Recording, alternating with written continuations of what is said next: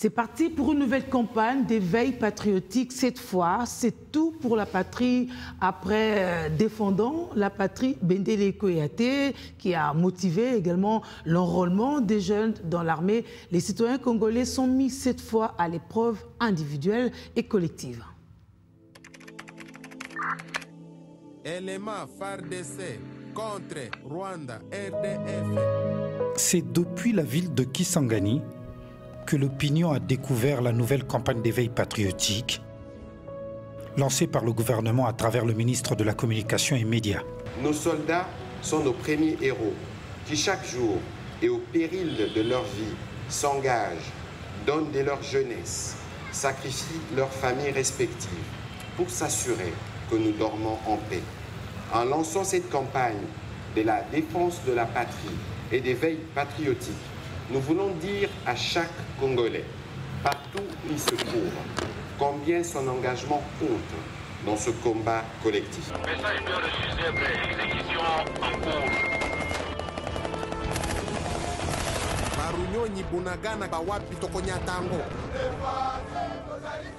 Tous pour la patrie se veut un engagement renouvelé pour la défense de la patrie.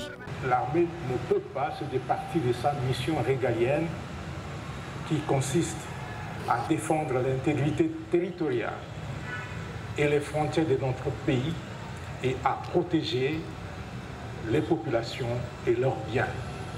Et nous vous rassurons que cette armée, votre armée, est déterminée à réussir cette mission.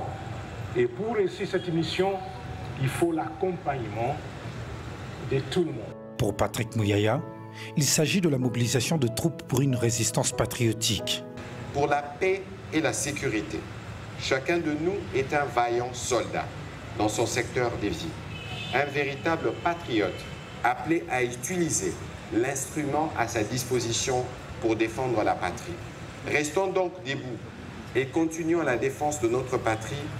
Bendele Koyate, pas un seul centimètre ne peut laisser à quiconque. Tout pour la patrie! Tout pour la patrie! Plus qu'un cri de guerre, c'est un appel au don de soi pour la patrie, un engagement patriotique renouvelé, à utiliser toutes les ressources à notre disposition pour combattre individuellement et collectivement. Nous sommes les gardiens de notre terre, les sentinelles de l'aube, les porteurs d'espoir. La puissance de l'ennemi peut sembler insurmontable. Mais je vous le dis, nous sommes plus que des soldats. Pour sa réussite, le ministre de la Communication et Médias compte produire plusieurs spots, organiser des matinées d'échange pour sensibiliser surtout les jeunes aux enjeux du pays. Dans un pays de près de 115 millions d'habitants, quelle stratégie pour avoir l'adhésion de tous? Les experts préconisent l'appui de leaders d'opinion éparpillés dans nos différentes provinces pour apporter ce message de sensibilisation. Les élus sportifs, musiciens, comédiens, voire confessions religieuses devraient aussi porter ce chapeau.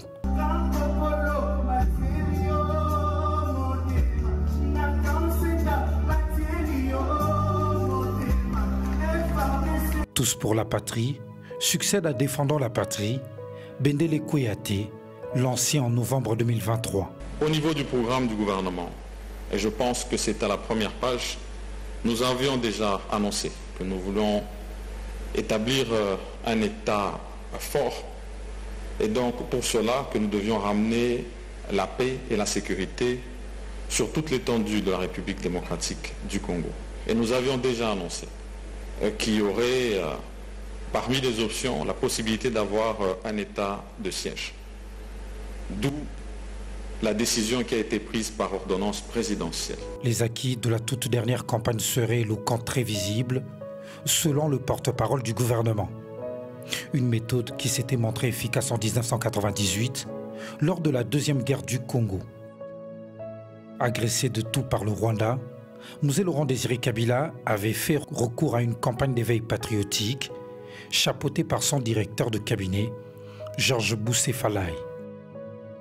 La moisson était abondante, plusieurs milliers de jeunes avaient intégré les forces armées congolaises et la rébellion s'était butée net à une résistance populaire à Kinshasa.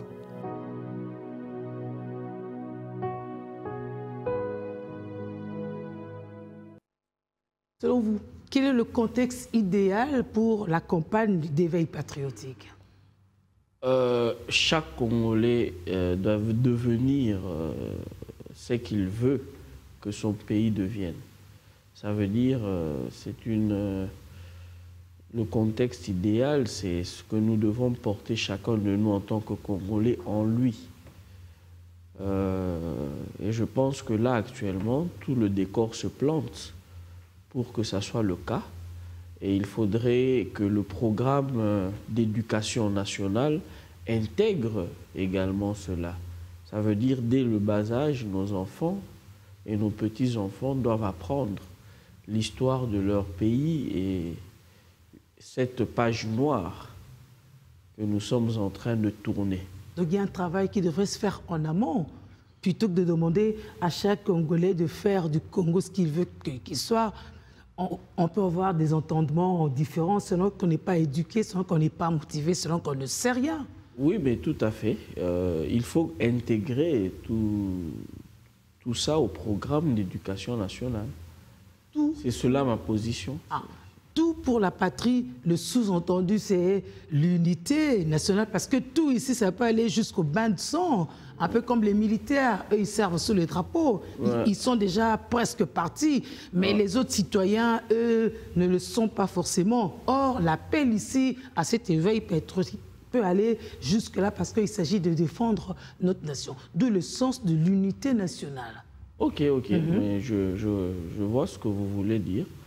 Absolument, il nous faut avoir, il faut que ça se passe dans l'unité nationale, comme vous le dites, mais ça n'enlève pas ce que j'essayais de communiquer, que ce n'est possible que lorsque l'homme est formé et éduqué. Donc il faudra penser également, et c'est parmi les points que l'UDPS compte imprimer pendant ces années de gestion, c'est l'introduction de cette page noire que nous sommes en train de tourner dans le programme d'éducation nationale pour que nos enfants et nos petits-enfants apprennent ce qui s'est passé et sachent à quoi s'en tenir pour que ça ne se reproduise pas. À cette page noire participent aussi certains Congolais, purement, 100% comme on aime le dire, mais ils sont traîtres. Alors, est-ce que les injustices, la corruption, les détournements, etc., des vices nommés comme ça, ne constitueraient pas justement l'obstacle à pareil engagement? Absolument, absolument. La perversion sur toutes ses formes ne permet pas cette noblesse d'esprit. Et comme vous le dites, il faut un travail de fond pour pouvoir atteindre ça. Mais comme vous parlez de corruption, j'aimerais dire ici, parce qu'il y en a certains qui supposent que le taux de corruption a augmenté et de détournement, mais c'est faux. C'est simplement que le système politique instauré par son Excellence Félix-Antoine Tshisekedi fait que ceux qui dénoncent ne sont pas réprimés. Et c'est comme ça qu'on a de plus en plus de dénonciations. Et ça permet à la justice et aux autres instances compétentes de travailler sur ça. Mais peut-être on ne dit pas que... Oui, mais parce que quand vous parlez de corruption, j'appréhende très bien là où vous voulez en venir. Ah oui, ça c'est vous qui appréhendez, allons-y. Voilà. Et donc je suis en train de vous dire qu'il n'y a pas photo.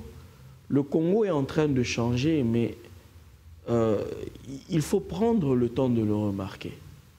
Il y a quelques années, il y avait toujours le même, si pas plus, de détournement, mais personne n'en était informé. Mais les sommes sont assez colossales quand même parce que vous parlez des taux. Mais bien sûr, c'est parce que maintenant, on a l'information qu'on n'avait pas hier. Je crois que si vous lisez les enquêtes Bloomberg, vous serez assez édifié sur les montants. On a aussi un budget qui augmente, voilà, mais la souffrance augmente aussi, elle. Vous venez de dire qu'on est en temps de guerre.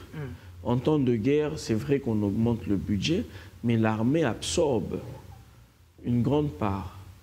Et je demande à mes compatriotes ici, parce que c'est d'eux qu'il s'agit. De continuer à supporter. Non, non, mais ne me donnez pas vos idées. Ah. Je ne sais pas si elles sont bonnes. Alors, l'armée et la police, en premier, ils doivent comprendre qu'il nous faut une période de sacrifice. Et c'est la période que nous sommes en train d'endurer. Et merci à ce peuple qui comprend et supporte. Parce que bientôt, nous allons voir le bout du tunnel et vous m'inviterez ici, on en reparlera. Le sacrifice à quel niveau? Non, mais c'est que nous sommes en train de faire déjà maintenant. C'est vrai que le président est vraiment à pied d'œuvre et il y a une certaine stabilité. Mais on ne doit pas se cacher, se voiler la face. Nous n'avons pas encore atteint ce que l'UDPS a prévu pour ce pays. Et donc, c'est comme ça que nous demandons, pendant ce laps de temps que ce peuple doit supporter, on leur dit merci et on leur demande de continuer à serrer la ceinture parce que c'est bientôt la fin du calvaire. On va peut-être finir par l'UDPS, justement, parce qu'après autant d'années de combat dans l'opposition, voici l'UDPS au pouvoir. Quels sont les arguments dont elle dispose pour garder le pouvoir le plus longtemps possible? C'est ça la finalité d'être un parti politique. Très bien, très bien. Je vais ici expliquer de manière très concrète ce que nous sommes en train de faire. Vous savez que la majorité des Congolais, dans votre famille aussi je pense, tout le monde a tendance à vouloir aller vivre en Europe. Et c'est pourquoi? C'est à cause du social. Exactement. Parce que les enfants, il y a les soins de santé gratuits, les enfants étudient gratuitement. Mais c'est ce que le président est en train de faire ici. Observez, il vous suffit de lever la tête. On est en train d'aller vers une couverture santé universelle. Nous avons l'éducation de base qui est quasi gratuite. Au fait, nous sommes en train de faire un travail de fond et comme il le disait lui-même, nous sommes en train de créer les conditions pour qu'on ait l'Allemagne d'Afrique. Il faut juste lever la tête. Nous sommes restés trop longtemps dans la même position et on ne sait pas se rendre compte que nous sommes en train de bouger. Aujourd'hui, les femmes peuvent accoucher gratuitement, avec tous les frais, tout ce que ça comporte comme frais, la césarienne ou autre. Nous n'avions pas ça il y a 2 ans passés. Et si il faut donner quelque chose à ce peuple, c'est d'abord les conditions sociales. C'est vrai qu'on ne peut pas faire tout en même temps, mais l'UDPS et son savoir-faire, nous sommes en train de poser les bases. Vous avez l'éducation de base gratuite. Peut-être que vous, dans votre famille, vous avez les moyens de scolariser vos enfants. Mais savez-vous combien de milliers, de millions d'enfants ont accès à l'éducation grâce à cette mesure? Combien d'âmes sauvées? Combien de talents le Congo aura grâce à cette mesure? Je pense qu'on est dans le bon, on est dans le vert. Et les prophètes de mauvais augure, ceux qui veulent que l'avion crache, ils peuvent bien se tenir parce qu'ils n'ont pas fini d'entendre parler de l'UDPS. C'est alors que ça sera le peuple d'abord. Maître Évariste Kalala Côté, merci d'être passé et de revenir. Bien évidemment, bien évidemment. Je remercie Biwan et je serai très heureux de revenir. Le plateau est professionnel et la journaliste aussi. À très bientôt. C'est moi qui vous remercie. Voilà, messieurs, c'est la fin de ce MAC du dimanche. Nous nous retrouvons dimanche prochain. Au revoir.